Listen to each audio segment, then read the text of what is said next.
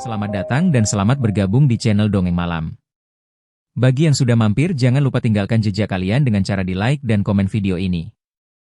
Untuk kali ini Dongeng Malam akan membawakan sebuah cerita dengan judul Lantai 4, Hotel Grand Kemuning. Kita mulai saja ceritanya. Malam itu, hujan turun deras membasahi jalanan ibu kota. Raka Pratama duduk di sebuah kafe sederhana, menatap layar ponselnya sambil memainkan sendok di tangannya. Ia sudah lama merasa jenuh dengan rutinitas kantoran yang monoton. Lembur, laporan, dan tekanan pekerjaan membuat kepalanya berat. Dalam hati ia berpikir, sudah saatnya ia mengambil jeda. Beberapa menit kemudian, Nadia Ayuningtyas datang, membawa ransel kecil dan jaket yang masih basah oleh gerimis. Senyumnya hangat, meskipun matanya terlihat lelah setelah menghadapi skripsi yang tak kunjung selesai. Di belakangnya, Bayu Nugraha masuk dengan kamera tergantung di lehernya. Jaket hitamnya meneteskan air hujan. Bayu memang jarang berbicara, tapi sekali ikut nongkrong bersama teman-temannya, ia selalu membawa aura misterius yang membuat orang segan. Lama banget, Ra. Dari tadi lo nungguin kita sendirian? Tanya Nadia sambil duduk. Raka menyeringai. Kalau nungguin lo sih betah, Nat. Kalau Bayu mah, ya lumayan juga. Tapi serius, gue ngajak kalian ketemu karena ada ide bagus. Bayu hanya mengangkat alis tanpa bicara, menunggu Raka melanjutkan. Kita liburan, kata Raka penuh semangat. Gue udah muak sama kerjaan, Nat, lo juga kayaknya udah hampir gila gara-gara skripsi. Dan Bayu, lo butuh tempat baru buat hunting foto kan? Nadia tertawa kecil, tapi kemudian mengangguk. Sebenarnya gue juga butuh banget refreshing. Tapi kemana? Jangan mahal-mahal ya. Raka mengeluarkan ponselnya, membuka aplikasi pemesanan hotel. Gue udah browsing. Ada kota kecil di luar Jawa, nggak terlalu jauh naik pesawat. Katanya tempatnya tenang, ada banyak spot foto juga. Cocok buat kita. Bayu akhirnya buka suara, suaranya pelan tapi dalam. Kota mana? Namanya Kota Lembang Jati, jawab Raka. Nggak terkenal banget sih, tapi justru itu seru. Kita bisa dapat pengalaman baru. Nadia agak ragu. Lembang Jati? Gue belum pernah dengar. Ada yang spesial? Raka menunjukkan beberapa foto dari internet, jalanan sepi dengan pepohonan tua, bangunan kolonial peninggalan Belanda, dan danau berkabut yang indah. Lihat ini. Katanya suasana malamnya keren banget. Bayu menatap foto-foto itu cukup lama, lalu berkata lirih, kayaknya bagus buat motret. Ada nuansa tua. Gue suka. Ya udah, fix, kata Raka dengan semangat. Sekarang tinggal hotel. Gue nemu beberapa pilihan, tapi ada satu yang murah banget dan bintangnya tinggi. Ia menggulir layar ponselnya, menunjukkan foto sebuah bangunan tinggi dengan desain modern bercampur kolonial.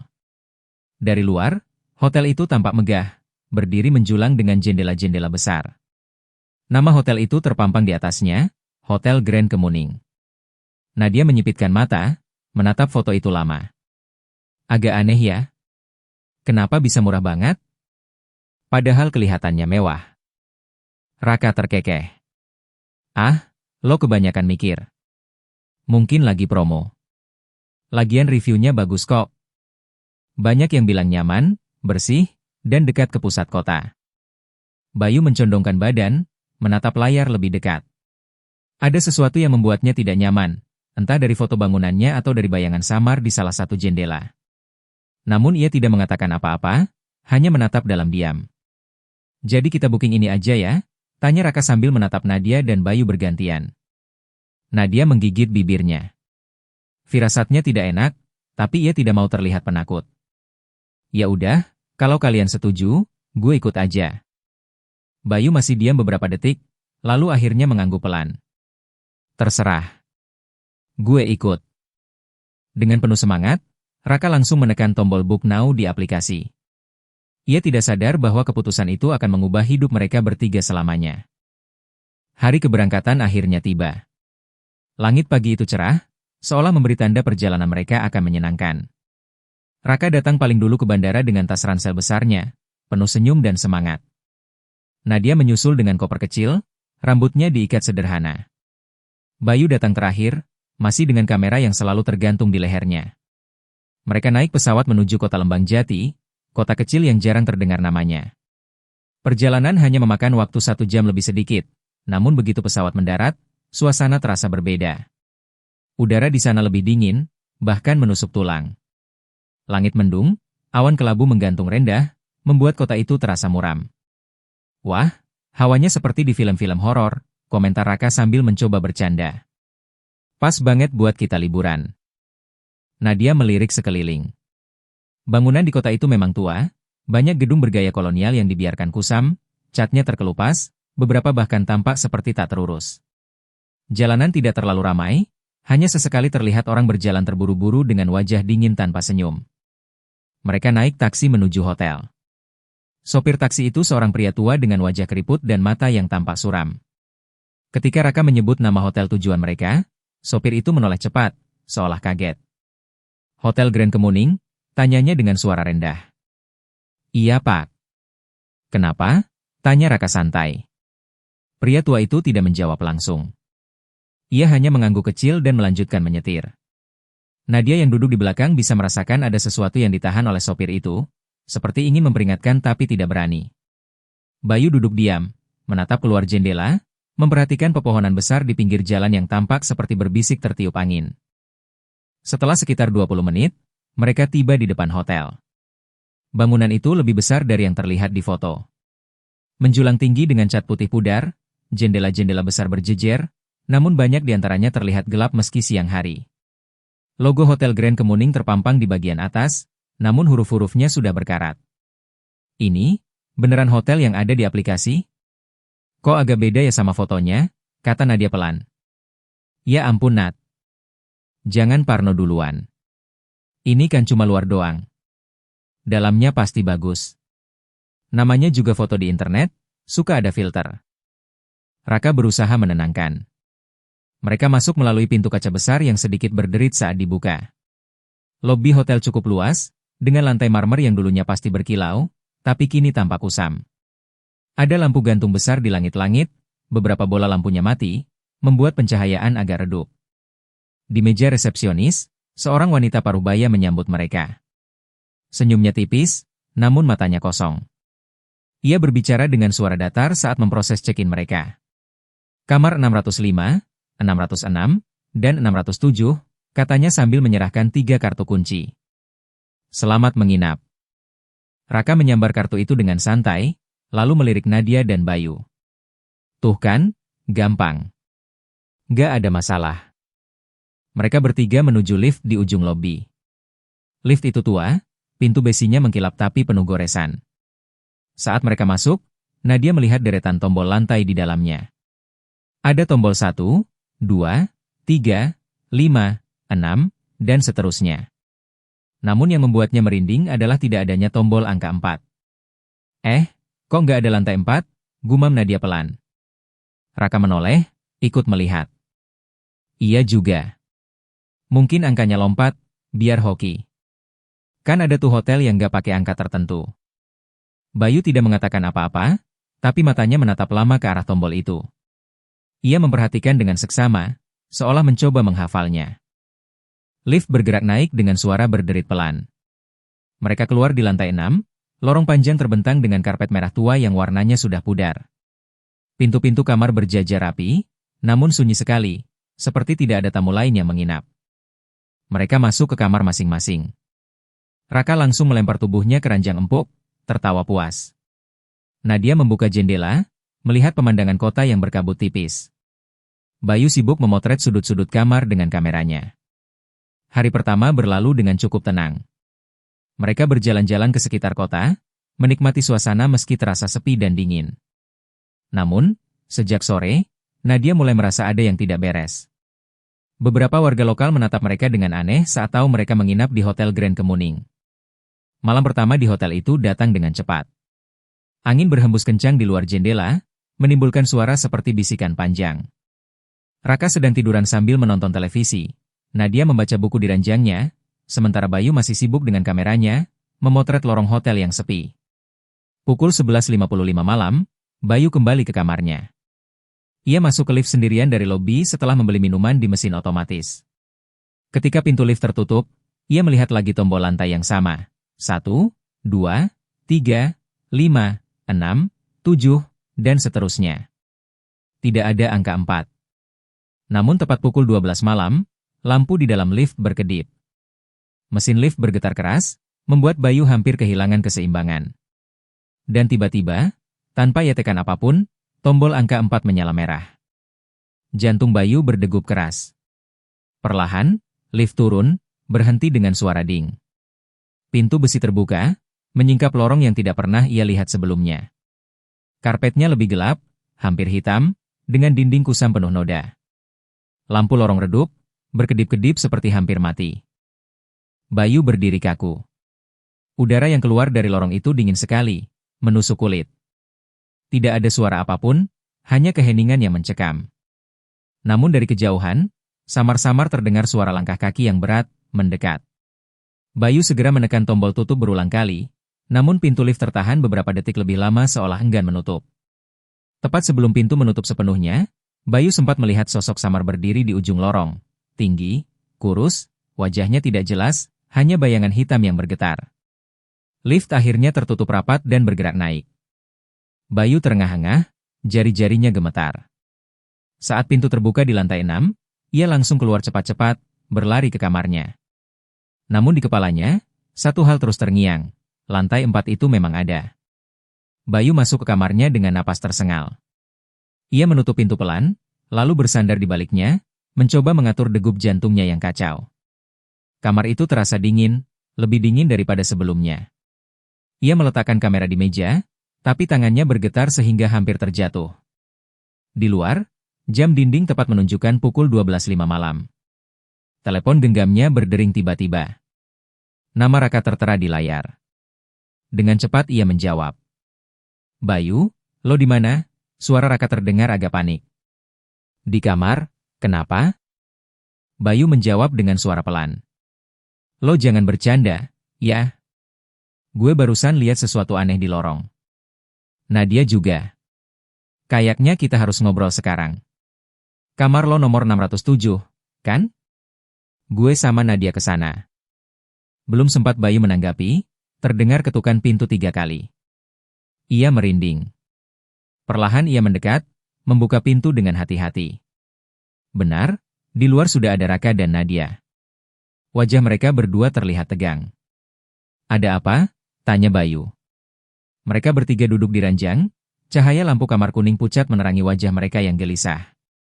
Nadia membuka pembicaraan. "Aku barusan pulang dari ambil air panas di dispenser ujung lorong. Pas jalan balik, aku lihat pintu lift terbuka. Padahal nggak ada orang. Tapi di dalam lift, lampu tombol lantai 4 menyala. Aku tahu jelas karena aku sempat berhenti, dan aku lihat angka itu merah sekali." Bayu merasakan bulu kuduknya berdiri. Ia menunduk, mengusap wajahnya. "Aku juga barusan dibawa ke lantai itu." Pintu lift kebuka, lorongnya gelap. Ada sesuatu di sana. Sosok tinggi. Aku hampir nggak bisa nutup lift. Raka menelan ludah. Wajahnya tidak lagi ceria seperti biasa. Gue juga ngalamin. Pas Nadia pergi, gue iseng buka pintu kamar, mau lihat suasana. Tapi gue malah ngelihat lorongnya berubah. Karpetnya hitam, lampu kedip-kedip. Gue pikir gue halu, makanya gue nelpon Bayu. Ternyata lo semua ngalamin juga. Mereka bertiga terdiam. Hanya suara angin dari jendela yang berderit perlahan. "Aku udah dari awal gak enak sama hotel ini," bisik Nadia. "Kita harus cari tahu. Kenapa lantai 4 itu gak ada, tapi tetap muncul? Besok pagi aja kita tanya resepsionis," sahut Raka. "Malam-malam begini gue gak mau cari masalah." Bayu bangkit, menutup gorden jendela dengan cepat. "Kalau bisa tidur, coba tidur. Tapi aku rasa, kita nggak sendirian di sini." Malam itu, mereka bertiga hampir tidak tidur. Nadia beberapa kali mendengar suara ketukan samar di dinding. Raka mendengar seperti suara orang berbisik di kamar mandi.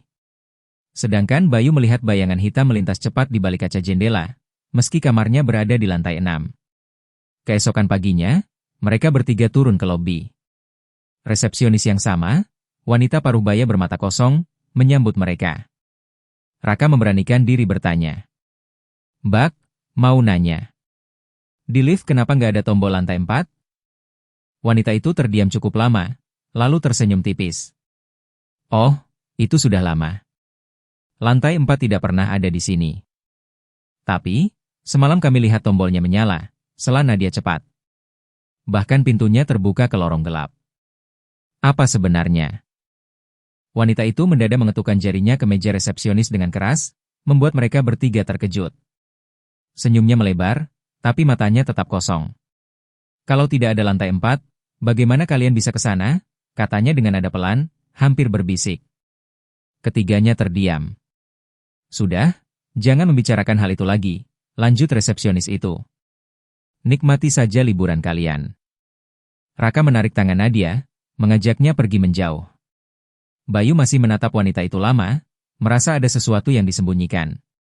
Hari itu, mereka berusaha menenangkan diri dengan berjalan-jalan ke danau berkabut di pinggir kota. Suasananya indah tapi aneh, sepi sekali, nyaris tidak ada wisatawan lain. Bayu mengambil banyak foto, tapi beberapa kali saat ia melihat hasil jepretan di kameranya, muncul bayangan samar orang berdiri di belakang Nadia atau Raka, padahal saat itu tidak ada siapapun. Malam kedua tiba. Mereka bertiga memutuskan untuk tetap bersama di kamar Raka. Jam menunjukkan pukul 11.50 malam. Mereka menyalakan televisi untuk mengusir rasa sepi, tapi siaran tiba-tiba berubah menjadi statis bersemut. Lampu kamar meredup, berkelip-kelip. Pukul 12 tepat, suara ding terdengar dari kejauhan, suara lift. Ketiganya saling pandang. Nadia gemetar, Raka menelan ludah, Bayu menggenggam kameranya erat-erat. Lift itu berhenti lagi, bisik Nadia. Tanpa mereka sadari, kartu kunci kamar di meja bergetar sendiri. Angka 4 merah menyala di layar kecil televisi, seolah menegaskan sesuatu. Suara ketukan terdengar dari pintu kamar. 1 kali. 2 kali. 3 kali. Bayu berjalan pelan mendekat. Raka menahannya, jangan dibuka yuk. Tapi suara ketukan itu semakin keras, berubah jadi gebukan kuat. Pintu kamar bergetar hebat, seolah ada yang mencoba masuk. Lalu tiba-tiba, hening. Saat mereka bertiga menatap pintu dengan napas tertahan, televisi menyala lagi. Namun kali ini bukan siaran biasa. Layar menampilkan gambar lorong gelap, lorong lantai 4. Kamera bergerak seolah ada seseorang yang berjalan di dalamnya, menuju lift. Nadia menutup mulutnya dengan tangan, matanya membelalak. Itu lorong yang aku lihat semalam. Gambar di televisi terus bergerak. Dan kemudian, sosok hitam tinggi itu muncul lagi. Kali ini lebih jelas. Wajahnya tanpa mata, hanya mulut besar yang tersenyum lebar. Sosok itu mendekat ke arah kamera. Dan di saat yang sama, lampu kamar padam total. Kegelapan menyelimuti mereka. Kegelapan itu begitu pekat, seolah menyerap seluruh cahaya. Nadia menahan napas, jantungnya berdetak kencang. Raka mencoba meraba-raba meja untuk mencari ponselnya agar bisa menyalakan senter, namun tangannya justru menyentuh sesuatu yang dingin dan lembab. Ia terkejut, cepat-cepat menarik tangannya. Gue pegang apa barusan? Bisik Raka dengan suara serak. Bayu mengangkat kameranya, menekan tombol flash. Cahaya putih kilat sejenak menerangi kamar itu, dan dalam sepersekian detik mereka bertiga melihat sesuatu berdiri di pojok ruangan. Sosok hitam, tinggi, dengan kepala sedikit menunduk, mulut rentang lebar hingga hampir ke telinga. Cahaya padam lagi. Nadia menjerit kecil dan langsung meraih tangan Raka. Bayu tetap tenang, meski wajahnya pucat. Ia menyalakan kembali kameranya, mencoba menggunakan lampu kecil dari layar. Tapi saat cahaya samar itu menerangi, pojok kamar sudah kosong. Suara lift berdenting lagi. Ding. Kali ini terdengar jelas dari luar pintu kamar mereka. Kita nggak bisa diam di sini, kata Bayu tegas. Kalau tetap di kamar, kita bakal jadi sasaran. Terus mau kemana? Nadia hampir menangis. Turun ke lobi. Sekarang. Mereka bertiga membuka pintu kamar dengan hati-hati. Lorong lantai 6 tampak normal, karpet merah pudar, lampu kuning redup. Namun ada hawa dingin menusuk yang membuat bulu kuduk berdiri. Langkah kaki mereka terdengar terlalu keras di lorong sepi itu. Saat sampai di depan lift, pintunya terbuka begitu saja, seolah sudah menunggu. Di dalam, lampu lift berkedip-kedip. Raka menelan ludah. Gue nggak suka ini, tapi tangga darurat jauh banget. Kalau kita pakai lift, bisa aja kita dibawa ke lantai 4 lagi, sahut Nadia. Bayu menatap keduanya. Mau nggak mau kita harus coba. Kalau tangga, bisa lebih parah. Gue nggak yakin aman. Akhirnya, mereka masuk ke lift dengan perasaan was-was. Raka cepat menekan tombol lobby. Pintu tertutup perlahan. Mesin lift bergetar pelan, turun. Di panel tombol, angka 6 berganti menjadi 5. Lalu 5 berganti 3. Mereka saling pandang. Loh, kok loncat? Gumam Raka. Tiba-tiba, tanpa ada yang menekan, tombol angka 4 menyala. Nadia menjerit, menekan tombol tutup berulang kali, tapi lift tetap turun. Bayu hanya menatap layar angka dengan mata membelalak. Pintu lift terbuka. Lorong gelap itu terbentang di depan mereka. Karpet hitam, dinding kotor penuh noda, lampu berkedip-kedip. Udara dingin menusuk, bau anyir darah samar tercium. Raka mundur ke belakang, tapi pintu lift menolak menutup.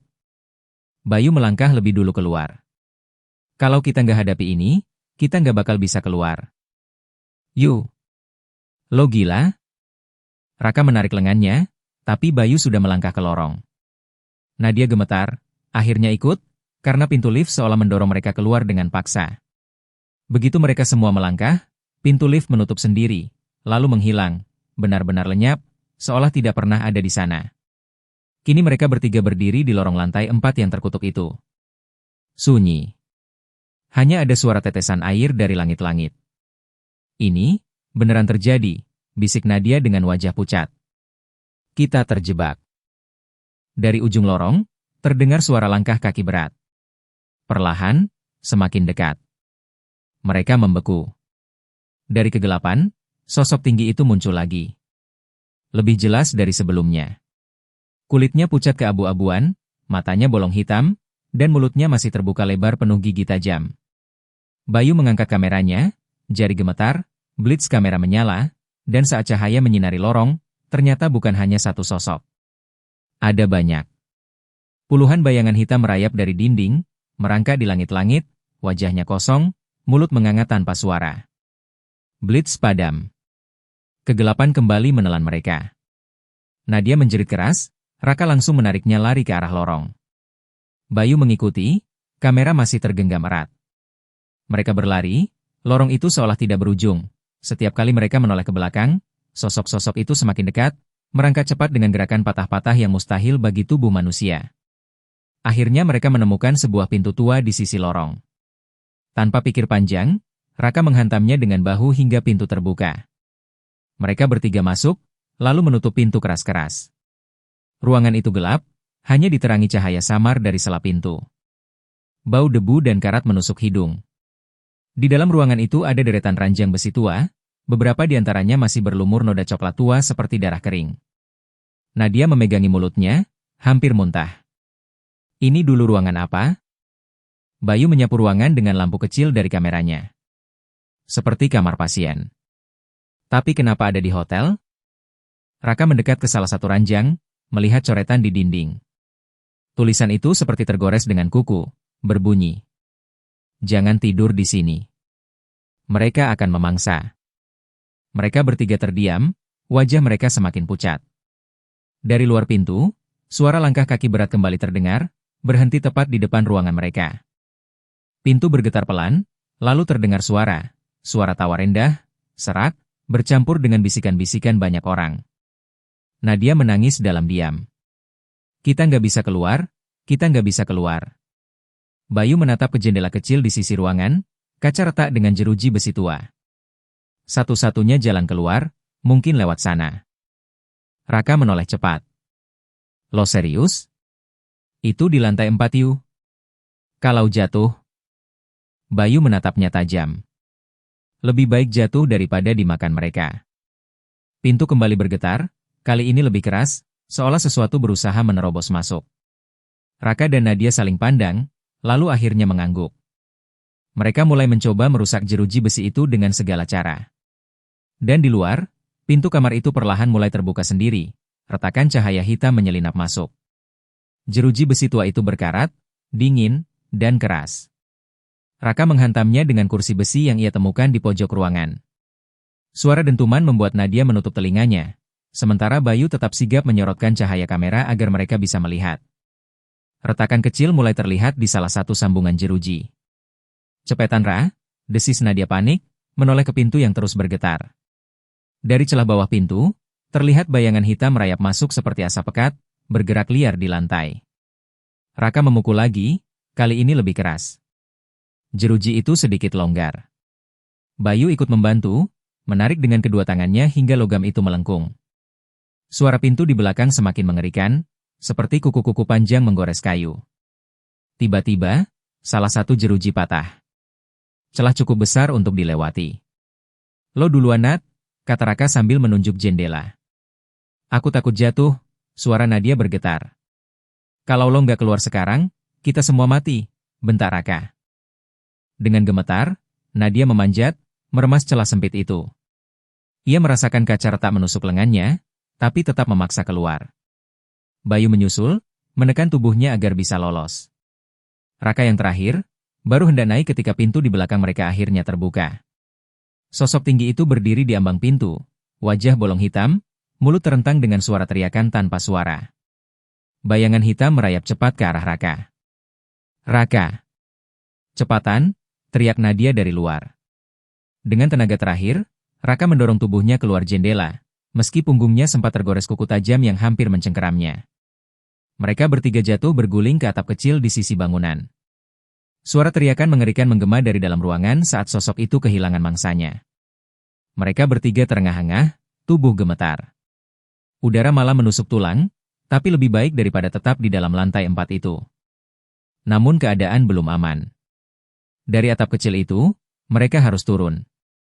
Di bawah, hanya ada halaman belakang hotel yang penuh dengan pohon-pohon tinggi. Bayu menyorotkan cahaya kamera ke bawah.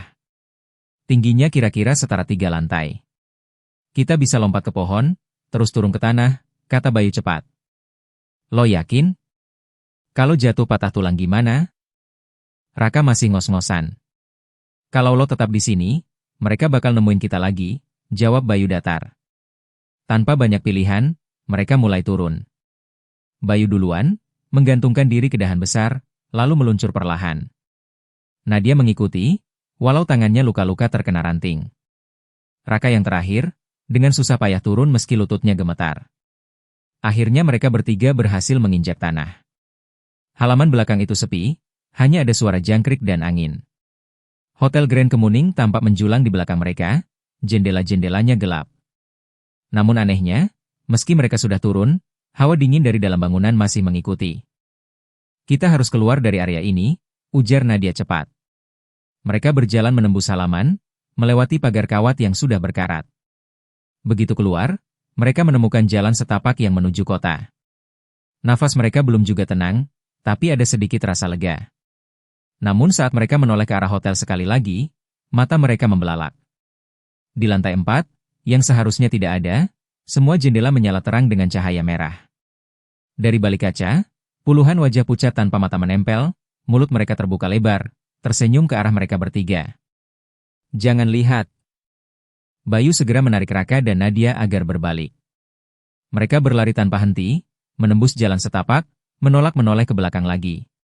Setelah beberapa menit, mereka akhirnya tiba di jalan raya kota. Nafas mereka kacau, tubuh penuh luka. Mereka menghentikan mobil taksi pertama yang lewat. Sopirnya terkejut melihat keadaan mereka, tapi tetap membuka pintu. Cepat, bawa kami ke bandara, teriak Raka. Sepanjang perjalanan, tidak ada yang bicara. Hanya suara mesin mobil dan napas berat mereka. Nadia masih menangis pelan, Bayu terdiam menatap keluar jendela, sementara Raka terus menggenggam tangan Nadia erat-erat. Ketika mobil melaju menjauh, bayangan Hotel Grand Kemuning semakin mengecil di kejauhan. Namun rasa dingin itu masih belum hilang dari tubuh mereka. Dan di kaca spion mobil, sopir itu sempat menoleh, lalu bergumam lirih, nyaris tidak terdengar. Kalian berhasil keluar. Tidak semua tamu bisa. Kata-kata sopir itu membuat 3 orang di kursi belakang saling pandang.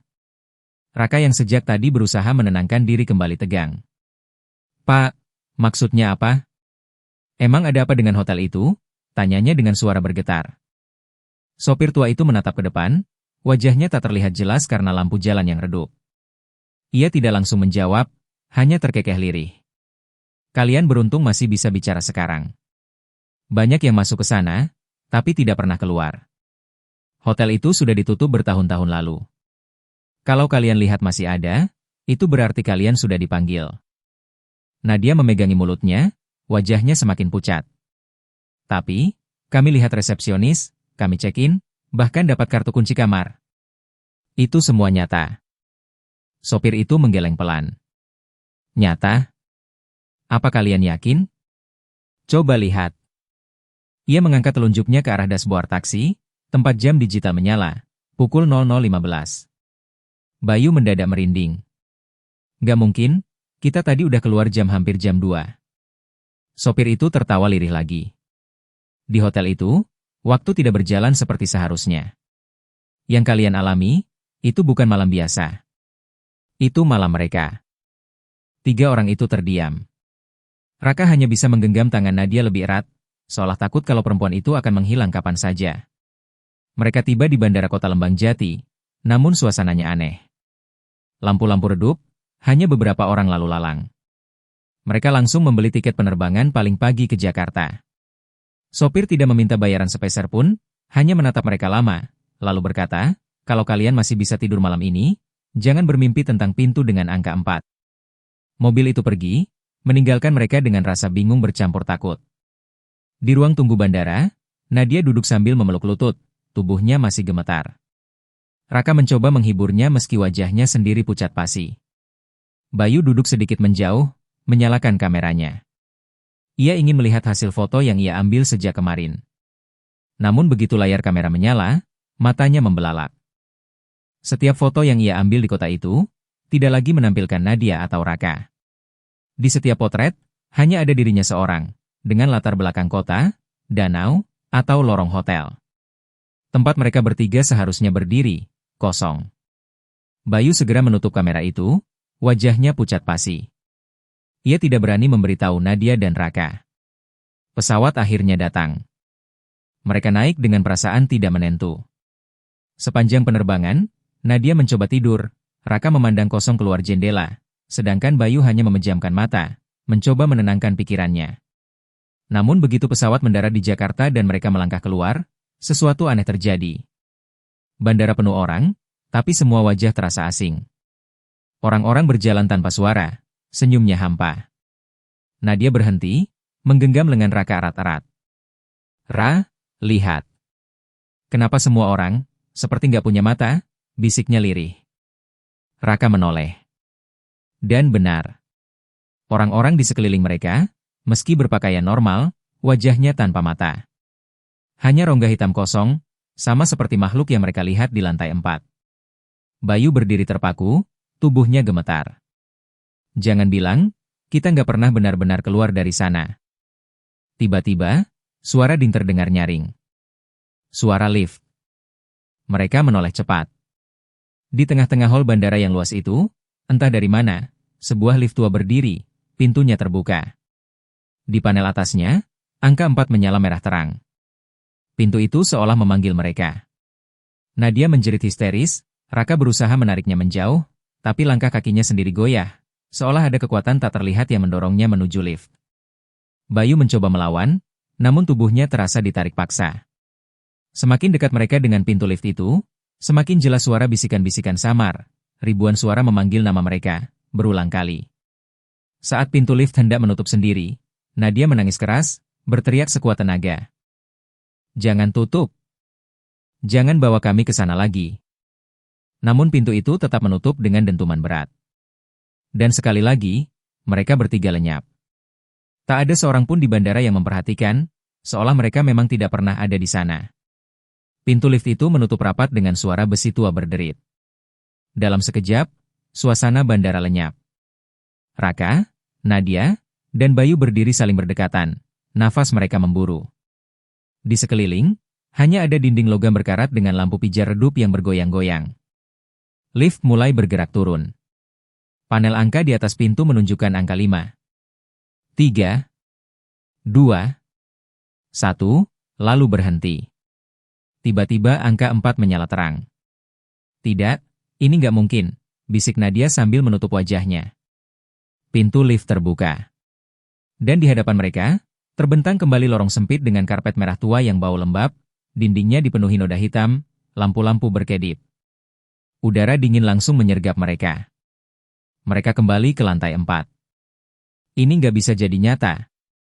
Raka menjerit, menghantam tombol lift berulang-ulang, tapi pintu tidak mau menutup.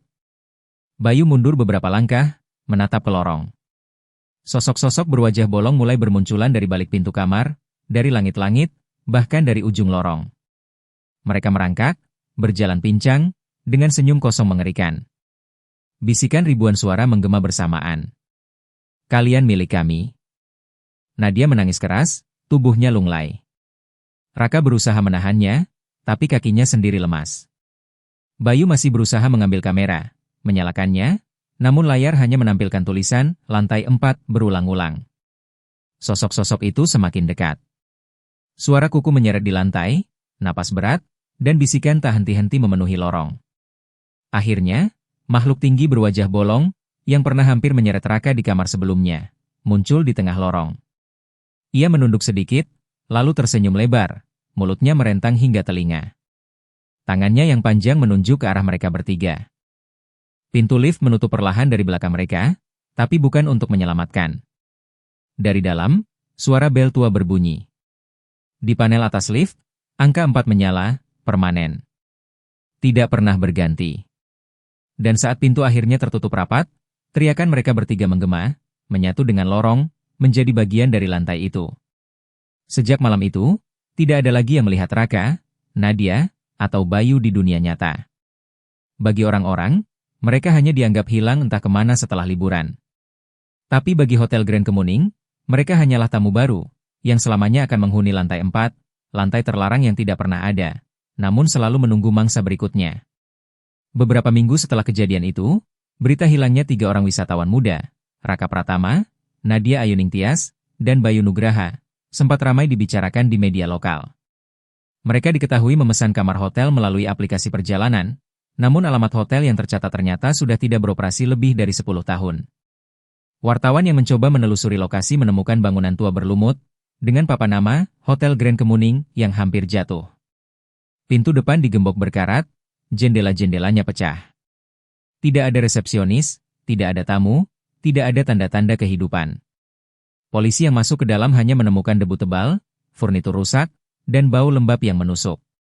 Namun anehnya, di meja resepsionis terdapat buku tamu berdebu. Halamannya kosong, kecuali satu entry terakhir bertanggal malam mereka menghilang. Di sana tertulis 3 nama, Raka, Nadia, Bayu. Tulisan tangan itu samar, seperti ditulis dengan tinta yang hampir mengering. Kasus ini akhirnya ditutup sebagai orang hilang tanpa jejak. Pihak keluarga tidak pernah mendapatkan kepastian. Namun, di kalangan warga sekitar, cerita lain berkembang. Mereka bilang, setiap tengah malam, orang yang melintas di depan bangunan itu akan mendengar bunyi lift tua berdenting, meski hotel sudah tidak dialiri listrik. Kadang, jendela di lantai keempat, lantai yang konon tidak pernah ada, akan menyala dengan cahaya merah. Beberapa saksi juga bersumpah pernah melihat sosok 3 anak muda berdiri di balik kaca, menatap keluar dengan wajah pucat, seolah meminta tolong. Dan menurut cerita seorang sopir taksi yang pernah membawa penumpang dari arah hotel itu, ia bersumpah melihat mereka bertiga masuk ke mobilnya. Tapi begitu sampai bandara, kursi belakang kosong. Kini, Hotel Grand Kemuning menjadi urban legend tersendiri. Orang-orang menyebutnya hotel tanpa lantai 4. Anak muda yang iseng terkadang datang hanya untuk membuktikan cerita itu. Namun tidak sedikit pula yang berakhir hilang, sama seperti 3 tamu malang yang kini menjadi penghuni abadi lantai terlarang tersebut.